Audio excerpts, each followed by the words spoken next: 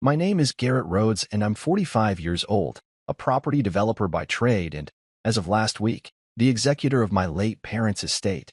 Sitting at the kitchen table beneath the warm glow of the overhead lamp, I stared at the stack of documents that defined my new reality: the deed to our family home, a schedule of liabilities and assets, funeral expenses, bank statements still bearing Mom's floral handwriting, Dad's meticulous check registers. When I signed the final page, I felt a strange blend of relief and sorrow, as though I'd closed one door only to discover another locked behind me. I ran my fingers over the embossed gold seal at the bottom, recalling childhood afternoons when Dad would pretend to stamp my school worksheets the same way, declaring me Employee of the Week, and making Mom laugh until her handkerchief trembled against her lips. Those moments felt buried beneath layers of adult responsibility, dust settling in the corners of memory. The day I inherited the house, I called my younger brother Miles without thinking twice. He picked up after 3 rings, voice flat, as though the sound of his own name startled him. In the months since Mom and Dad's accident, he'd vanished into cheap motels, friends' couches, strangers' guest rooms, anywhere he could escape the weight of silence. He told me he was staying with an old college roommate, sleeping on a futon stained by spilled coffee and unspoken regrets. When I offered him the house rent-free, he hesitated, voice wobbling as though he feared accepting a kindness he no longer believed he deserved. I assured him it was no favor, just family looking out for family. I heard a small exhale, a cracked whisper. "Thank you, Gar." In that moment, I understood that grief had done more than claim our parents. It had devoured the light in Miles's eyes, and I would do whatever it took to bring it back. Driving up the winding, oak-flanked lane was like treading through a chronicle of our childhood. The cracked stone mailbox our father built when he retired, painted with a striped beacon of red and white. The gnarly apple tree Mom planted when I was born, its low branches always burdened by late summer fruit. The ivy-clad porch columns that had weathered storms, laughter, even heated sibling arguments over curfew. I unlocked the front door with the heavy brass key I'd retrieved from the safety deposit box and entered a world frozen in the moment of departure. Family photos scattered on the mahogany entry table, the embroidered throw Dad used to cover his favorite armchair, the faint scent of Mom's rosewater hand soap lingering in the hallway. I let the door creak closed behind me, and for a heartbeat, the echo felt like a heartbeat of its own, a pulse waiting to be reignited. I found Miles in the living room, curled beneath a faded quilt on the sofa, his eyes closed as if he were sleeping, but breathing so shallowly I worried the rebirth I'd promised might slip through his cracked ribs. I gathered up framed snapshots of our parents, Mom's joyful graduation cap photo, Dad kissing her cheek in front of the hospital where they met, and set them gently on the mantel. When I knelt beside him and whispered his name, he blinked open eyes the color of fog, shoulders twitching as though he'd forgotten how to move. "Hey," I said softly, offering him the deed. His fingers closed around the crisp paper like it was a lifeline thrown by a sailor. He glanced at the brass seal, hesitated, then met my gaze. "I don't know what to say." "Say you'll let me help," I replied. He looked away, then back, voice small. "Okay." Over the next several days, I poured every ounce of care I could spare into that house's rebirth and into Miles's. I arranged for the electricity and water to be reconnected, summoned a landscaper to tame the overgrown hedges, and stocked the pantry with staples: pasta, rice, canned soup, coffee beans. On Sundays, I cooked Mom's meatloaf recipe, letting the aroma of onions and breadcrumbs drift through the rooms until the house felt like home again. Miles would appear in the doorway, scratching his jaw, expression unreadable, before stepping inside and taking a plate. We'd eat at the oak dining table, candlelight flickering over our bowed heads while we traded small talk about the neighbor's dog, the rising cost of gas, the old maple tree's health. After dinner, we'd drift to the living room, him sinking onto the sofa, me leaning against the mantel, and talk about anything but sorrow. Whether the electrician had been late, if the Wi-Fi signal reached the third-floor bedroom, which TV show we might stream. For a few hours, grief loosened its grip enough for laughter to leak back into the spaces. Then Miles met Jasmine in the grief support group. He called me one evening, voice alight with a tremor I hadn't heard since high school, describing her smile, her quick wit, how she'd hurt yet kept going, how he felt less alone standing beside her. I forced a congratulatory tone into my words, imagining them walking hand in hand through these rooms, rewriting our past. 3 months later, they married in a small ceremony under a canopy of lanterns. I watched him slip the ring on her finger, saw the tears sparkle in his eyes, and caught her minutely trembling hand. When I clapped and raised my glass in celebration, I could not have been prouder, nor more uneasy, but I swallowed the unease behind a polite smile. The first Sunday, I returned as brother-in-law rather than sole occupant. I found the walls painted a glossy dove gray, the oriental rug rolled and tucked in the corner, my mother's lace curtains replaced by modern blinds. Family photos had vanished from the shelves and walls, the furniture rearranged beyond recognition. I paused in the hallway, throat constricting, and knocked on the living room door frame. Jasmine appeared, radiant in a fitted dress, hair dark curls framing her face. She offered me a polite nod. "We're modernizing," she said with bright confidence. "You understand." I blinked, mind scrambling to process her words, and managed an awkward, "of course," though every muscle urged me to protest. I stepped inside as her eyes flicked over me, measuring, appraising. The scent of fresh paint and new upholstery was alien, unwelcoming, like someone had erased Mom's rosewater scent and replaced it with a fresh cotton air freshener. I swallowed, voice quiet. I'd planned to hang a few of our family photos. She smiled, but it felt brittle. "Maybe later. We're still settling in." Her gaze darted to the stairs. "Ready for dinner?" I followed her through rooms I once knew by heart, tracing a path through a home that felt both mine and no longer mine. Inside me, a current of anger sparked, but I pressed it down beneath layers of duty and love for my brother. I'd come to offer help, not demand answers. But as I set foot in that modernized space, I understood that the war for my family's legacy had just begun, and I would not lose. I still remember the first time I stepped back into that house after Miles married Jasmine. The hallway light swung from wooden beams overhead, and as I unlocked the front door, the familiar click sounded strangely hollow. I pushed the door open and paused in the threshold, blinking against the glare of freshly painted walls I'd never approved and shades I'd never chosen. The space felt different, as though the house itself had shifted on its foundation without telling me. My mother's antique console table, the one with the chipped corner where she kept her recipe cards, had vanished. In its place stood a sleek metal shelf housing a potted succulent and a minimalist lamp. I recognized the floor under my shoes but didn't recognize the hand that placed those new items there. A wave of disorientation washed through me, mingled with resentment I hadn't realized I'd been harboring. I ventured forward, announcing myself quietly as one might enter a stranger's home. "It's Garrett," I said softly, voice echoing against unfamiliar surfaces. Jasmine appeared at the end of the hallway, her back to me, smoothing her dress. She turned, expression bright, eyes alert. In that instant, she looked entirely at ease in this space, as though she'd always belonged here. The contrast with the way I felt, like an intruder, stung sharply. "Hey," she greeted, voice warm. She paused mid-step and tilted her head, searching my face. "Good to see you." The words sounded welcoming, but the tension in her shoulders and the slight lift of one eyebrow betrayed uncertainty. She took a breath, as though weighing how much to share, then smiled too broadly. "I hope you don't mind the changes." I nodded, keeping my tone neutral. "I see you've redecorated." I kept my hands in my pockets to steady the trimmer in my fingers. When I looked at her, I saw nerves behind her practiced composure. She gestured for me to follow into the living room. We wanted something brighter, more open. She crossed the threshold, and I stepped over it, suddenly hyper-aware of shoes scuffing the floor, the faint hum of the thermostat.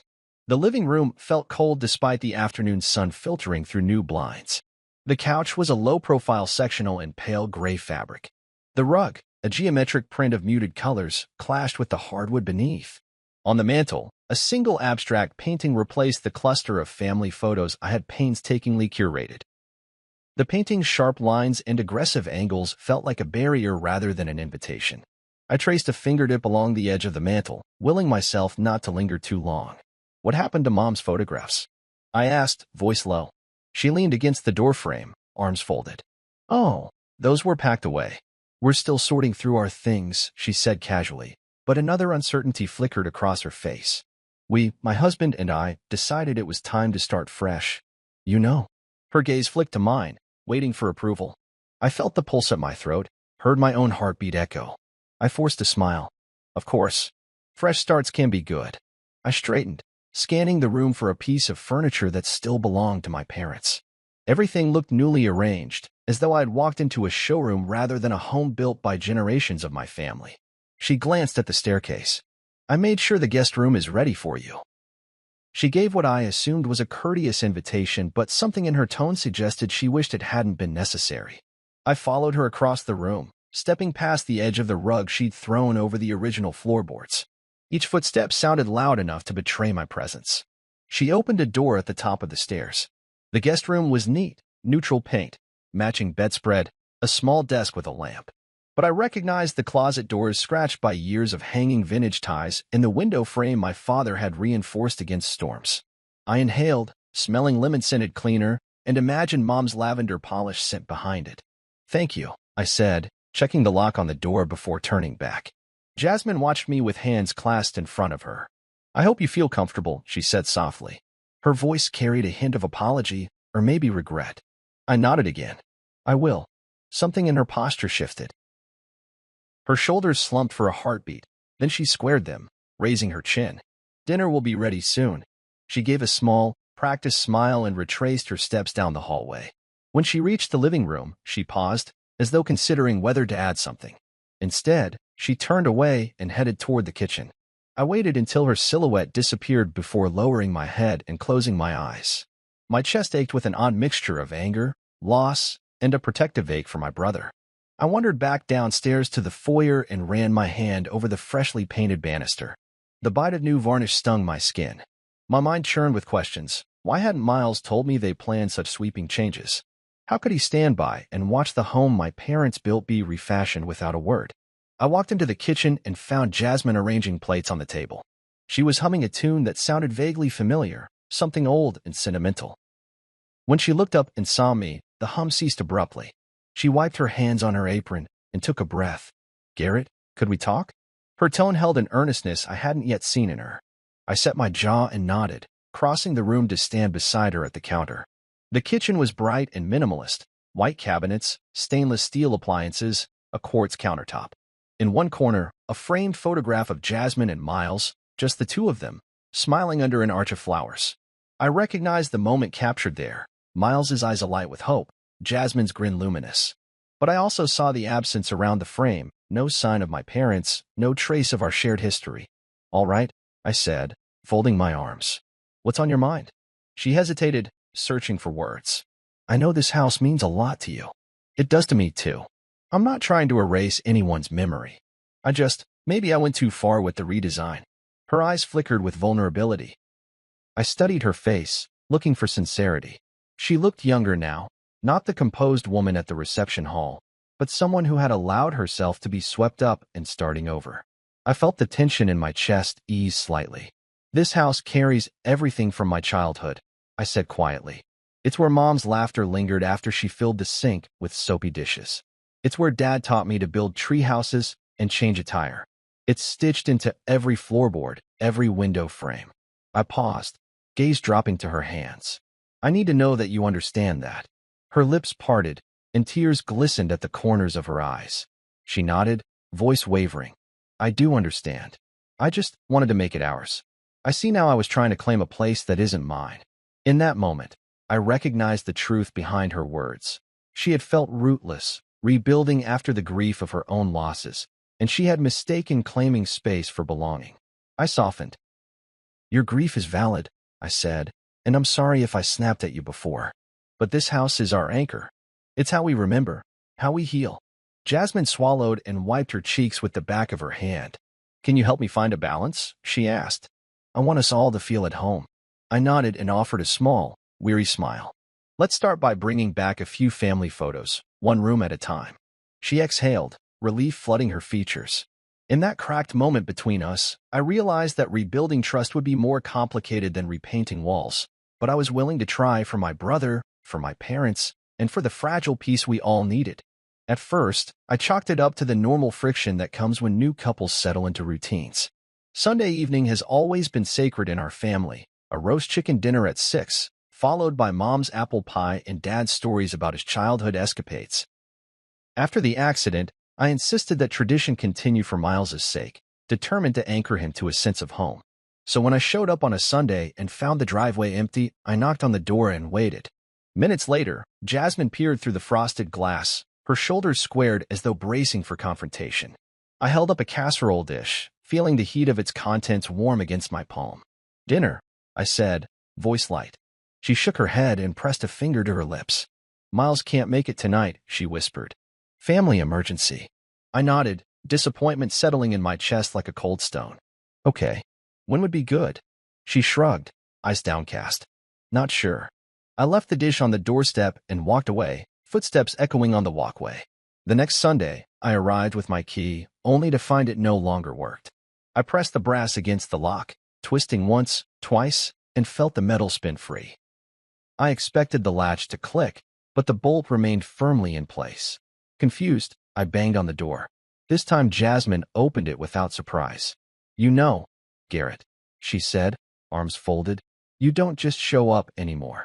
Her voice was cool, rehearsed, like a line from a play. I frowned. My key's not working. She curtsied her head. Isn't that strange? My chest tightened. Let me try. I pulled the key out and turned it again. Nothing. Miles forgot to tell me you changed the locks. I asked. She shook her head. We did it together. Her eyes flicked over my face, searching for a reaction. When she didn't find one, she turned and closed the door, leaving me on the porch with the wind tugging at my collar and the sky threatening rain. It wasn't until the third Sunday that the pattern became clear. I was accustomed to parking in the circular driveway and stepping onto the porch for that familiar hug from my brother and the smell of roasted herbs steaming in the kitchen. But the car rolled to a stop, and I realized again that this routine had been stolen. I marched to the door and pounded, not caring about the neighbors watching through curtained windows. Jasmine opened the door with a single breath. You again, she said. Growing tiresome. She handed me a slip of paper. Call first if you want to come in. I took it, eyes narrowing. The note read, Sundays no longer work. Please check schedule first. Thanks. I crumpled it in my hand. Is Miles not here? I demanded. Her lips pursed. He's busy, she said, tone flat. Try Wednesday. I turned on my heel and left, the echo of my footsteps stretching down the lane, mingling with the hollow ache of being locked out of my own past. By the fourth Sunday, I arrived at 6 sharp, as always, and found no answer at the door. The casserole dish in my hand felt heavy, a symbol of my loyalty twisted into a weapon turned against me. My phone buzzed with a text from Miles. Can't make dinner. Sorry. No explanation. No apology. Just that. My chest tightened with betrayal. I could taste like bitterness on my tongue. I pictured him walking through these rooms, laughing beside her at dinner while I was left standing in the rain, casserole cold. I wanted to throw the dish at the door, but I forced myself to set it gently on the stoop. I left without a word, but before I walked to my car, I lingered long enough to take a photo of the front door, the note taped to the glass, the gray walls framed like a portrait of exclusion. That snapshot felt like evidence, a first move in a game I hadn't chosen to play. The weeks that followed brought other signs. Invitations to family gatherings that stopped arriving in my inbox. Offhand remarks from neighbors who mentioned seeing Miles and Jasmine at brunch. She'd introduced him as my husband, never my brother. And then there were the whispers. Quiet questions from old friends about the antiques that used to grace the living room, or whether I'd spotted the Tiffany lamp Dad brought back from Europe. My fingers itched to tell every one of them that the items they admired belonged to me by right of love and inheritance, but I kept silent, knowing confrontation would only fortify their resolve. One afternoon, though, my comm snapped. I was browsing an online marketplace when I stumbled upon a listing that stopped my breath. Set of vintage china, antique English pattern, collection of 8 place settings. The photographs showed delicate floral plates and matching teacups arranged against a stark white backdrop. Below, another listing displayed first edition signed novels by C.R. Rhodes, the collection Dad spent years curating, each dust jacket bearing his careful signature and date of acquisition. I clicked on the seller's profile and found a storage unit key photo, the unit number tagged under Jasmine's name. My hands shook as I took a screenshot, heart pounding with the clarity that she hadn't just modernized. She had liquidated our heritage. I called Miles that evening, phone pressing cool against my ear.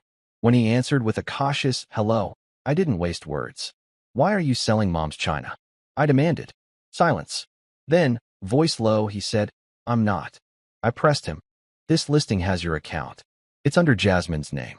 He sighed, and I heard the weight of her presence in the pause. I didn't know, he said. I swear. My anger roared in my chest. She's selling off everything that belonged to our parents. I slammed my hand against the kitchen counter in my own apartment, imagining that same slap echoing through the hall of that house. Miles, this has to stop. His voice cracked. I'm sorry. I didn't know how to tell her. I was terrified she'd leave me if I challenged her. My heart clenched at the fear in his words. She's already taken almost everything, I countered. And she's locking me out. This isn't protecting you. It's destroying everything we had. He was silent after that, as if weighty realization finally broke through his denial. When he spoke again, voice small, he said, "What do we do?" In that moment, I realized this was no longer a fight over property. It was a battle to save my brother from the house he'd thought was sanctuary. I took a breath and said, "We gather proof, we reclaim what she stole, and we end this. Together." He agreed, and I felt the tremor of hope flicker beside the anger. I promised him Sunday dinner the following week, true Sunday dinner, in a home where we'd decide who belonged. As I hung up, I looked at the screenshot of the china and the books, determination settling in my bones. I would storm every listing, every storage unit, and every hidden corner of that house until I had restored what was ours, and stripped away the stranger who thought she could rewrite our story. The Sunday I turned up with a homemade cherry pie. I expected the usual, but was met instead by a charged silence that sliced through the afternoon like broken glass. I swung open the front door with my customary polite knock, stepping inside beneath the low arch of the foyer. Immediately, I sensed the tension, the way the air felt too still, as though the house itself were holding its breath. I carried the pie aloft, the whipped cream dome wobbling on its ruby filling. I'd baked it from Mom's handwritten recipe, fussing over crust thickness and sugar balance so that every forkful would taste like memory. As I set the porcelain plate atop the coffee table, the gleam of modern decor around me felt discordant, the sleek surfaces mocking my efforts. I raised my head, intending to call out for Miles, but instead found Jasmine standing before me, arms crossed, her eyes narrowed into slits of contempt. "You again," she hissed, voice low and icy, lips pressed into a thin line that made her cheekbones sharp as blades. She tapped a manicured nail against the glass tabletop, sending ripples across the mirrored surface. The silence lingered, heavy with accusation, until I cleared my throat and offered her a courteous smile. "I brought pie," I said gently. "Cherry, with whipped cream, just like Mom used to make." I gestured to the plate, hoping to diffuse the unspoken hostility. Jasmine's lips twitched in what looked like amusement, though laughter would have been more ominous. Instead, she leaned forward, eyes glittering. "You're a pathetic 45-year-old leech," she spat, voice rising into the vaulted ceiling. "Get out." Her words hit me like a physical blow. I paused, chest tightening, heartbeat racing in my ears. For a moment, I felt the urge to run, retreat into the safety of my own home. But something inside me steadied, a cold, resolute ember stoked by months of displacement. I set my jaw, dropped my voice to a calm, dangerous whisper, and laughed. A long, hollow laugh that echoed off the walls and reverberated through the empty spaces she'd filled with her modern trinkets. "Try to make me," I said evenly, eyes locked onto hers. The laughter ceased at once, replaced by the stunned flash of fury in Jasmine's gaze. Her hands balled into fists at her sides. Before I could step back, she lunged forward, raised her hand, and slapped me across the cheek. The strike rang sharply, a crack that startled the furniture into silence. Heat flared beneath my skin, spreading from my cheek across my face. I blinked once, tasting salt, and felt the warmth of embarrassment, anger, and a strange exhilaration intermingle. My mind slowed, each heartbeat a toll of the bell announcing combat. I looked directly at her, breath even, and spoke with measured calm. "You've made your point." My voice carried the weight of the deed I'd sworn to protect and the family I refused to lose. Jasmine's chest heaved, eyes ablaze with triumph. She backed up as though expecting applause, scanning imaginary spectators on the walls. In her moment of victory, she'd unleashed chaos, her slap, a declaration of war. I pressed a hand gently to my cheek, feeling the rising bruise beneath my fingers. No pain compared to the betrayal that cut deeper, my brother's silence, her betrayal. I straightened, marveling at how right it felt to stand unbent. "Call the police," she snapped, retreating to the hallway. "Tell them I assaulted you. Tell them I'm the criminal here." As she dialed, I strolled across the polished floor, mind racing through every step that led me here. Months of quiet invasions, redecorations without consent, auctions of our parents' heirlooms, changes of locks. had culminated in this theatrical crescendo. I was angry, but I also recognized the opportunity before me, evidence in her own voice, the slap ringing through the corridor like a confession. I reached into my pocket and extracted my phone, opening the voice memo app. I tapped record, slipped the device into my shirt pocket, and stepped away, hands folded behind my back. The police arrived within 10 minutes, lights flashing through tinted windows, officers stepping carefully onto the front porch. The first was young and twitchy, eyes darting between us. The second, a gray-haired man whose calm gaze suggested he had seen humanity unfold in all its shades. Jasmine led them through the open door, reciting her version of events: trespassing, property violations, threats. Her voice warbled with indignation, each word a nail in a coffin of falsehoods. I watched the first officer's brow furrow as he glanced at the deed I'd proffered, proof of ownership crisp in my hand. When the second officer asked softly for my side, I waved Jasmine's tirade aside with a gentle motion. "Officer," I said, voice steady, "I inherited this house. I am the executor of my parents' estate. I have every right to be here. In fact," I continued, drawing the deed from its protective folder, "I brought the deed with me because I expected misunderstandings." I let the words sit between us for a beat, watching as comprehension dawned on the officers' faces. The young cop's shoulders slumped, while the elder nodded and exchanged a glance with his colleague. Jasmine stammered, realizing her narrative was unraveling. The gray-haired officer turned to her, hands raised in placation. "Ma'am, we have confirmation. This property belongs to Mr. Rhodes. I suggest you step outside while we sort this out." Her color drained as she realized the tables had turned. She toured the foyer one last time, eyes flicking to scattered trinkets, souvenirs she thought she controlled. And in that glance, I saw her calculation. Could she salvage this by pleading ignorance, by blaming Miles? But the deed spoke louder than excuses. Within minutes, the officers escorted Jasmine to the curb, instructing her to leave the premises. She turned once, lips quivering, eyes flashing hatred at me. Then, with a final scowl, she marched down the driveway and into the waiting patrol car. As the engine idled and tires crunched over gravel, I closed the front door, locking it behind me. The click of the deadbolt sounded like a promise. Inside, the house felt simultaneously hollowed and reclaimed. The echo of Jasmine's slap lingered, but so did the triumphant echo of my laughter and the solidity of the deed tucked in my pocket. I opened the door to the living room and set the cherry pie on the coffee table, untouched except for the scuffle that had scattered candied cherries across its surface. I brushed crumbs off the edge and surveyed the room. Family photos long stored away might now come out, if I had to. This house would remain a sanctuary for my brother and me, a fortress against those who would invade it. As I sank onto the sofa, I felt the first genuine spark of hope in months. The war had begun in earnest, but I'd reclaimed the battlefield. The officers' footsteps faded down the lane, and silence settled, thick and rich, like the filling of a well-baked pie. In that stillness, I realized that the strongest walls are built not from bricks or paint, but from boundaries drawn in quiet resolve, and I would defend them with every ounce of my being. The moment the young officer stepped aside to examine the folder in my hand, I felt the tension in the room shift like tectonic plates. Jasmine's triumphant smirk faltered as the gray-haired sergeant unfolded the crisp parchment and scanned the embossed seal.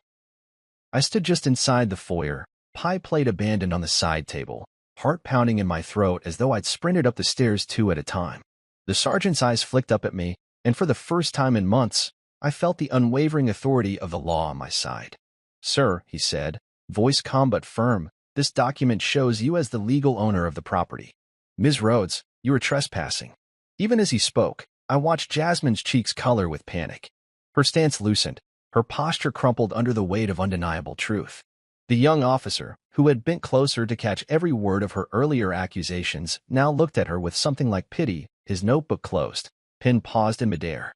Jasmine's eyes darted from the deed to me and back again, lips parting as though to conjure some last-ditch argument. But her bravado had been burned away by that single piece of paper. I lifted my chin and spoke quietly, deliberately, each word measured. "I inherited this house. It has always been in my name. I allowed my brother to live here rent-free because," I paused, meeting Jasmine's gaze, "because he's my brother, and I trusted him to treat our family home with the respect it deserves." A tremor ran through her jaw, and she averted her eyes. The sergeant nodded to his partner. "Ma'am, Please gather your belongings and vacate the premises. You may retrieve your personal items under supervision of Mr. Rhodes, but you must leave immediately." The young officer stepped forward and offered Jasmine a gloved hand, guiding her toward the doorway. She stumbled over her own shoes for a moment, then straightened and marched down the hallway, collecting keys and phone from the side table where she'd cast them in her fury. I followed her with my eyes, remembering how I'd once admired her composure, how Miles had fallen so deeply that he'd ignored his own family to chase her approval. Now she moved like a shamefaced claimant being evicted, shoulders slumped and eyes downcast. I heard her whisper, "This isn't over," but the sergeant's voice cut through it like a blade. "It is, Ms. Rhodes." When the door closed behind her, sealing her out, I felt a rush of quiet triumph and a soberness that settled in my chest like a stone.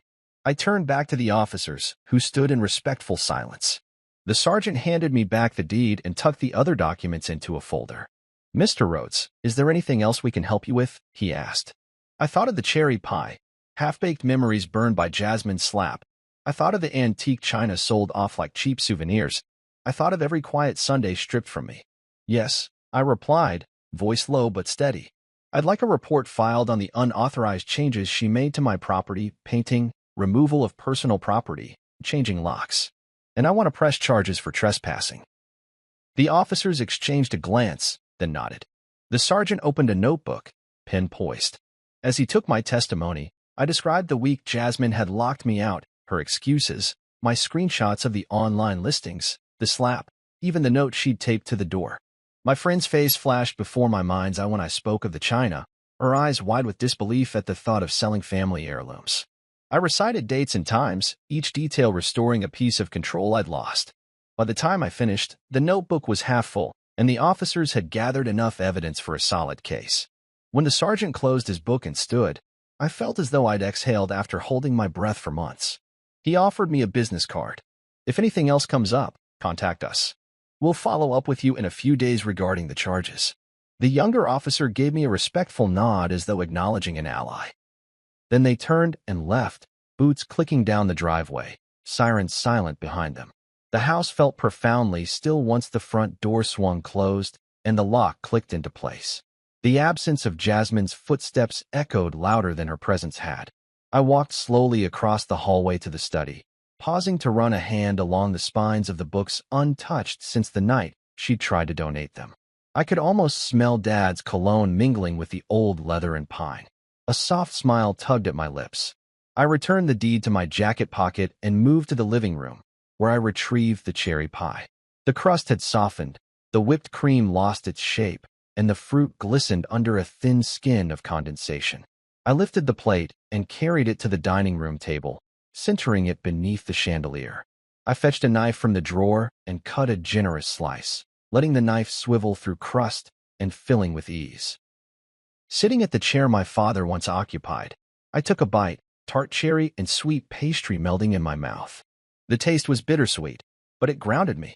Outside the window, the afternoon sun was fading, and long shadows stretched across the lawn. In the distance, I could see Miles's car parked by the curb, its engine off. He stepped onto the porch, shoulders hunched with uncertainty. I stood and opened the door. He hesitated, then stepped inside, closing the door behind him with deliberate care. I gestured to the slice on my plate. "Pie." He nodded, relief flooding his eyes. We sat down together, pie plates in hand, and I felt the weight of the deed settle in a way I'd never anticipated. It wasn't just a legal document. It was the wedge that had pried our lives back into alignment, the tool that had reclaimed our past. But more than that, it was a promise that this house would remain a sanctuary for us, protected by law and by love. As Miles took his first bite, the tension in his shoulders eased, and he looked at me with gratitude I'd almost forgotten he could show. In that moment, I understood that the deed was not only ink on paper, but the turning point where silence gave way to action, where peace began to seep back into the walls that had known so much sorrow. And as we finished the last crumbs of cherry filling, I realized the true power lay not in ownership, but in the choice to defend what mattered most. The instant Jasmine slammed the door behind her, I felt the house shudder, as though it resented her departure. The shattered frame lay on the floor, its glass spider-webbed, the family portrait inside skewed, Papa's gentle smile split by a jagged crack. I knelt beside the fragments, picking up a piece of glass that still held part of Mom's face, her eyes alight with warmth. My heart clenched. Simple halves of a photo carried more weight than any spoken argument. They were evidence of a bond fractured beyond casual repair. I set the broken frame gently on the low table and ran my thumb over the splintered edge, trying to piece together the memory it held. Miles stood in the hallway behind me, shoulders slumped like he'd carried a century of regret. His eyes were heavy with shame, and I recognized that look, one I'd seen too often in his grief-stricken days when he couldn't face the world. Now he faced her aftermath. He inhaled shakily, voice barely a whisper. I didn't know she'd do this. I rose slowly, towering over the shards on the floor. You didn't know, I repeated, tone flat. Or you didn't stop her. The words landed between us like stones. He flinched and folded his arms, as if trying to hug himself whole. I stood silent for a moment, wrenching myself back to the present from the memory of happier times, times when that family portrait hung above the mantel, and we'd gather on the sofa beneath it for Christmas morning. Dad would press a kiss to Mom's cheek, and my brother and I would burst into laughter.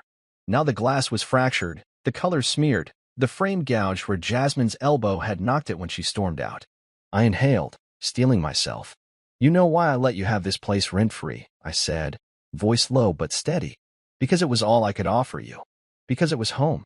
My feet carried me across the room, each step sinking into the familiar rug now patterned with debris. I knelt to collect the larger shards of glass and placed them, one by one, into an empty box. My hands were unsteady, stinging. She promised to build a life with you here. Instead, she's tearing ours apart. Miles closed the distance between us, crouching beside me. He reached for a broken piece of frame, but I stopped him with a gentle grip on his wrist. Let me, I said. He nodded and, for the first time that day, spoke with clarity. I never wanted this. I just wanted to believe she cared. His voice cracked, and I felt the brittle edge of his trust snap completely. You were the one who told me to trust her, he whispered, eyes distant. I should have listened to you. Guilt pulled in my chest, but anger overrode it, sharper and more immediate. I rose, sweeping the box closed with a click. Don't apologize to me, I said. Apologize to yourself for letting someone disrespect your family. My voice trembled, not from anger, but from the raw ache of betrayal. I shoved the box into the hallway closet and turned back to Miles. We need to fix this. We need to put our home back together. His gaze flicked to the closet, then to my face. I knew he felt cornered, the way a wounded animal does when it realizes a chase has no end. But he needed a way out of this mess, a path back to the brother I once knew. I led him into the study, where the antique desk stood, one of the few pieces Jasmine had left untouched. The surface was strewn with papers. Utility bills in her name, notes about painters and locksmiths, a list of items to donate, her handwriting precise and cold. I rifled through them, each sheet another nail in the coffin of her deceit. Look at this, I said, stacking the papers into a neat pile. She doctored bills, changed locks, claimed donations for valuables she sold. This isn't just a makeover, it's theft. He sank into the leather chair behind the desk, head in his hands. The living room's gentle afternoon light filtered through the blinds, dust motes dancing like specters around him. His voice emerged muffled. I thought she loved me. The words were so small against the loud proof of her actions that I felt a sudden sorrow for him. Sudden sorrow for him, the way you feel for a child who's fallen from a tree. He believed in her. He invested in her. And now he was left with empty walls and stolen frames. I knelt before him, laying a hand on his knee. Love isn't selling the past for profit, I said quietly. It's building a future without shredding the roots. He looked up, eyes glassy. What do we do now? He asked. The question hung in the air, a rope I had to grasp tightly. I drew in a breath, tasting resolve on my tongue. We start by righting every wrong, I told him. We'll return what she sold, contest her so-called donations, change the locks back, and this time, you'll call me first. He nodded, and I saw the first glimmer of the brother I'd lost to grief. I'll make the calls, he said. I'll fix this. The determination in his voice was hesitant but real. It sparked a fierce protectiveness in me. Good, I said, because you're not alone. I rose and moved to the doorway, signaling him to follow. Outside, the spring air was crisp, carrying the distant hum of traffic and the promise of renewal. I led him to the car, keys in hand, my keys. He hesitated before unlocking the passenger door, glancing over at me with a tentative hope. I offered a small smile. Come on, I said. We've got work to do. As we drove away from the house, I realized that rebuilding trust would be harder than repainting walls. It would require time, patience, and reminders of what real love and family meant. But I was ready. For the first time since our parents died, I felt the strength of purpose surge through me, to protect our legacy, to restore our home, and to bring back the brother I thought I'd lost. And as the house faded from view behind us, I knew that broken frames and broken trust marked not an ending, but the beginning of a fight we would win together. The day after Jasmine's eviction, Miles shifted into the guest room I kept stocked with fresh linens and familiar scents. Lavender sachets from Mom's old drawers and the faint hint of Dad's cedarwood aftershave clinging to the pillows. He buried himself beneath the covers for hours, waking only to eat soggy cereal at midnight and check his phone for messages that never came. I hovered outside the door, torn between giving him space and urging him to talk. Finally, late one evening, I knocked softly and poked my head through the frame. "You awake?" I asked. He blinked up at the ceiling, eyes glazed. "Barely," he said. I stepped in and closed the door, perching on the edge of the bed. The room was dim, lit by a single lamp casting long shadows over the familiar furniture, Dad's wooden desk where I used to do homework, Mom's crocheted throw folded neatly at the foot of the bed. Miles sat up, pulling the covers tighter around his shoulders. "She called me earlier," he whispered. My heart dropped. I steeled myself against the anger that bubbled at the thought of Jasmine's voice echoing through his loneliness. "What did she say?" I probed. His shoulders sagged. "She said she'd come back if I changed my mind. If I dropped the restraining order." He swallowed hard, gaze darting to the lamp. I wanted to believe her. I remembered the early days of their relationship, how he'd come alive when he spoke of Jasmine's laugh, how he'd text me photos of her in the park wearing a sundress, tossing her hair as sunlight streamed through the trees. Now those texts lay buried in his phone, unopened, unread. I swallowed, fighting the urge to lecture him on her manipulation. Instead, I asked quietly, "Do you want her back?" His gaze was so raw, so unguarded, that I winced. "I did," he admitted. "I thought she loved me." The words echoed in the still room, reverberating off the walls like the toll of a bell. I moved to the window, looking out at the moonlit yard where the old maple tree stood sentinel. "She loved the house," I said softly, voice heavy with truth. He turned, eyes shining. "What?" I drew in a breath and met his gaze. "You were the key to it." My heart ached at the betrayal spelled out in those words, that his love had been a conduit for Jasmine's conquest, that his trust had armed her assault on our family's legacy. Miles stared at me, lips parted. Then he closed his mouth and nodded, tears brimming. I never saw it," he whispered. I sat on the bed beside him, matching his posture. "She isolated you," I said with gentle firmness. "Cut you off from friends, tracked your phone, controlled your money. You were living in her world." His shoulders trembled, and I felt the weight of his grief, the hollow ache of abandonment. I laid a hand on his arm. "This house was ours. She wanted it more than she wanted you." He let out a ragged breath, shoulders quivering as he blinked back tears. "It's like she stole my life and left me an empty shell," he said, voice cracking. I nodded, letting my own silence underscore the magnitude of his loss. "And silence was her weapon," I added. "You lost friends because she whispered lies about you. You lost confidence because she controlled every detail." He bowed his head, shame mixing with sorrow. I didn't want to believe I was that foolish. I wrapped an arm around his shoulders, pulling him into a gentle embrace. He leaned against me, hot tears staining my shirt. "You loved her," I murmured. "That's not foolish. But love shouldn't cost you your family, your identity, your past." He pressed his cheek against me. "I mourned them already," he said, voice muffled. "I thought I could mourn losing you too." I kissed the top of his head, the quiet comfort of that gesture bridging the chasm between us. We remained like that for what felt like an eternity, two brothers clinging to each other amid the wreckage of lies. When Miles finally pulled back, his eyes were red but steadier. "What now?" he asked. I sat up, brushing a hand through my hair. "Now we rebuild," I said. "First, we reclaim what she stole." He nodded, mirroring my resolve. "And then?" His voice was small but determined. I smiled, feeling the swell of hope rise in my chest. "Then we protect it together." Over the next days, we made plans, listing recovered items for return, drafting letters of cease and desist, contacting the storage unit manager to retrieve stolen heirlooms. Miles took the lead on some tasks. I guided him on others. Each call he made, each email he sent, reaffirmed his agency. I watched him stand taller, voice firmer, as he confronted Jasmine's lies. The afternoon sun filtered through the curtains as we sat side by side at the desk, pasting photos of the china and books back into place on a bulletin board, our visual manifesto of what must never be forgotten. One night, I found Miles in the hallway, staring at the patched frame on the wall where the family portrait once hung. He traced the repaired glass with his fingertip. "I'm sorry," he said quietly, "for letting you down." I rested a hand on his shoulder. "You didn't let me down," I replied. "You were learning to live again. Now you're learning to fight for what matters." He exhaled, a wisp of breath in the cool air. "Thank you for not giving up on me." I leaned against the doorway, watching him reclaim the house room by room, memory by memory. For the first time since our parents died, I didn't feel the hollow ache of loss. Instead, I felt the solid warmth of brothers united in purpose. I'd mourned the brother I thought I lost, but here he stood, resilient, determined, ready to step out from the shadow of silence.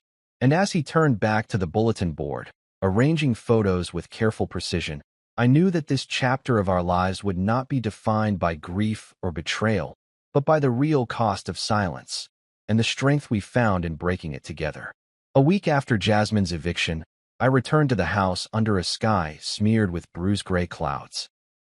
The air was damp, leaves slick with rain that had fallen overnight, but the real chill came from the side of the front door's splintered wood around the lock, a gouge where someone had pried it open.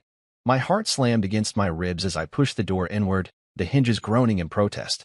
Inside, the place I'd reclaimed just days ago now looked violated, the atmosphere heavy with the metallic tang of fear. I inhaled, steeling myself, and flicked on the lights. The living room greeted me in chaos, couch cushions torn open, stuffing spilled like fragrant snow, the rug bunched and stained where someone had stood, boots scuffing the fibers, glass glittered in every corner. But what struck me most was the absence, the emptiness on the mantel where our family portrait once stood, the absence of Dad's Tiffany lamp on its side table, and the glaring gap in the cabinet where Mom's heirloom jewelry box had sat. It's carved with surface polished and proud. That box had held her gold locket, engraved with our initials, a keepsake she wore to every family gathering. Without it, the room felt hollow, like an echo chamber where only loss resonated. I moved through the house methodically, each step a drumbeat of anger and dread. The study was wrecked, drawers yanked open, papers strewn across the floor, the desk chair overturned. On the floor lay a receipt from a charity drop-off, stamped under Jasmine's name, dated 2 weeks ago, the same window when she'd claimed to donate our belongings. I picked it up, fingertips trembling around the glossy paper, brain whirring with suspicion. Miles appeared at the doorway, eyes wide, shoulders hunched. He had called me when he discovered the break-in, voice cracking as he described hearing glass shatter in the dead of night. We stood in the hallway, framed by smashed picture frames, and shared a look that conveyed the same fierce resolve. This wouldn't stand. I dialed the non-emergency police line, and 10 minutes later officers arrived, flashlights and notebooks in hand. As they dusted for prints and catalog damage, I guided them to each room, naming lost items and pointing to broken locks. The gray-haired sergeant from before listened with a solemn nod. When he heard that our Tiffany lamp and jewelry box had vanished, he promised to follow every lead and retrieve stolen goods if they were recovered. After the officers left, Miles and I sank onto the edge of the bare couch. Neither of us spoke for long minutes, the weight of intrusion pressing down on our shoulders. Finally, I broke the silence. "She's keeping secrets," I said, voice low but steady. "If she donated those items, they'd be with the charity. She wouldn't need to break in." Miles ran a hand through his hair, face drawn. "She lied about everything else. Why not this?" His question, spoken with a tremor, felt like a lifeline tossed between us.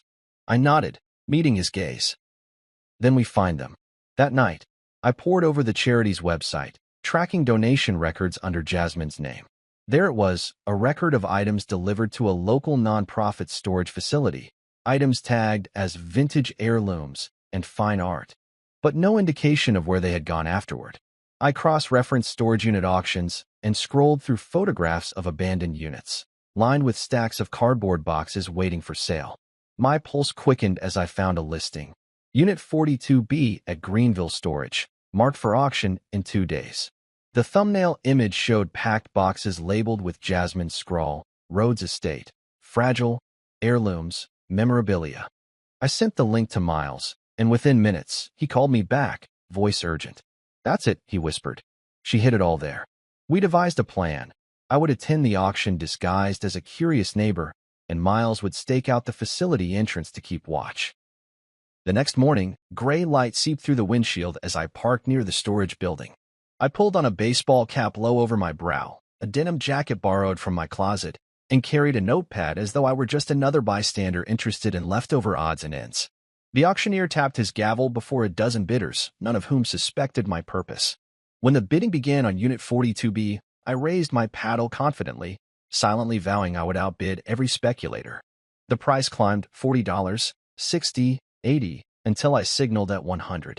No one else raised a paddle. The gavel fell, sold to number 12. I bid the clerk farewell, paid with cash, and walked away with the key tucked in my palm like a prize.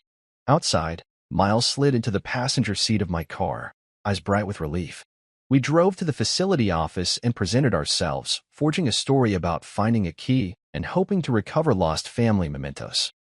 The manager, a kindly older man, agreed to escort us inside. We unlocked the door to Unit 42B together, the metal hinges whining as if protesting the theft of long-forgotten treasures.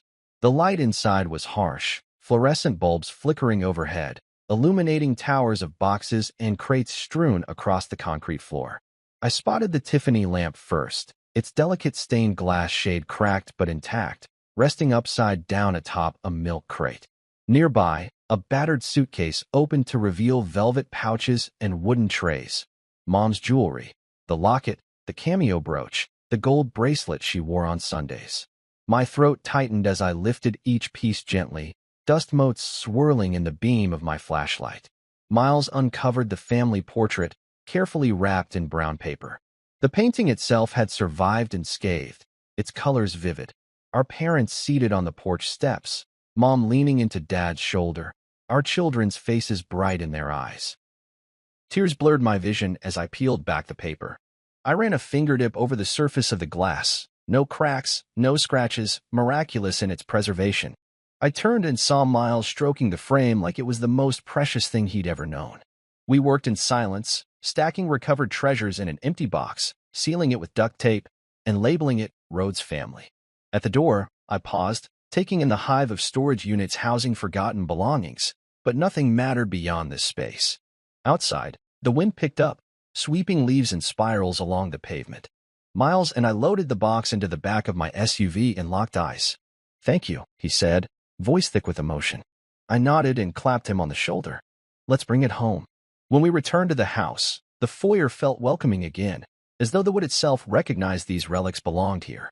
I carried the Tiffany lamp upstairs, plugging it in gently. Warm light spilled across the walls, painting them in sunset hues. Miles carefully rehung the family portrait over the mantel, tapping a nail into the wall with Dad's old hammer. I placed Mom's jewelry box on the dresser, the gold locket gleaming in the lamp's glow. Piece by piece, we restored the physical reminders of our past, and with each item returned, a patch of our hearts mended. That night, I sat alone in the living room, lamp aglow, the room hushed but for the soft hum of electricity. I held the locket in my palm, feeling the cool weight of it, and traced the engraved initials. In that moment, I realized that retrieval wasn't just about objects. It was about reclaiming our history, our memories, the intangible essence of home. As I closed the locket and slipped it into my pocket, I felt the house exhale around me, a quiet sigh of relief, ready to hold us once again in its steadfast walls. Miles stood in the empty living room, sunlight drifting through bare windows where curtains once billowed. For a moment, he seemed smaller than the space he had once called home, but I watched him straighten, shoulders back, as if drawing power from every polished floorboard. I'd handed him the keys earlier, his first set under his own name, and the metal felt cool and heavy in his palm. He turned it over, then slid it into his pocket with a decisive nod. "I'm moving into my own place," he announced, voice steady but soft. "Across town, downtown apartment. Closer to work." His smile was tentative, like a tightrope walker stepping onto a narrow beam. I replied, "That's good. You deserve a fresh start." He hesitated, tracing patterns in the dust on the mantel.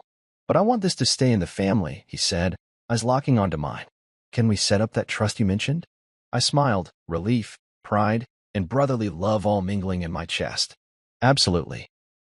We spent the afternoon drafting articles of incorporation, discussing trustees, him, me, and one of Mom's oldest friends, and deciding on safeguards against future opportunists.